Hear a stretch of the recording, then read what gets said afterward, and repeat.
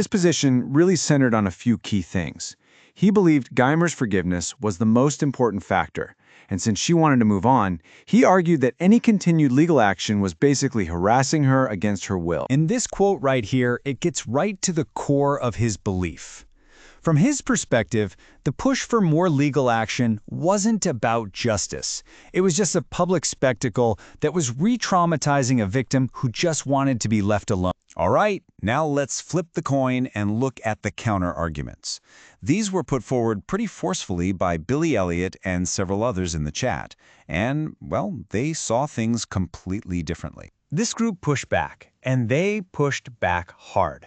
They argued the issue was way bigger than one person's wishes.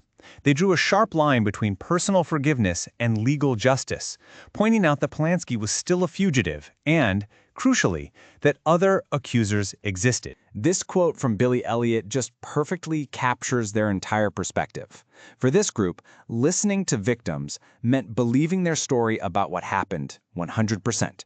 But it didn't give any single person veto power over a justice system that has to serve a broader societal purpose. And that point about other accusers, that was a crucial part of the argument. To them, this wasn't some private affair that could be settled quietly. They pointed to at least 5 other women who had made public accusations against Polanski. This, they argued, shifted the whole debate. It wasn't about one person's wishes anymore. It was a public safety issue about a potential pattern of behavior. So you've got two sides just talking completely past each other. Where does a conversation like that even go?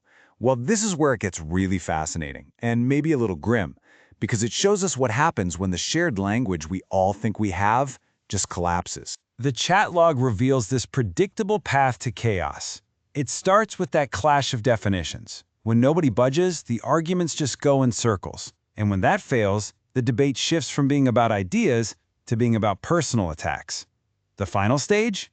The argument becomes so absurd that people start mocking the debate itself. The attacks then became deeply personal and resorted to some really harmful language. In this example, Billy Elliot uses an ableist slur not just to disagree with Justin's point, but to attack his whole way of thinking, accusing him of mindlessly repeating a phrase without understanding its context.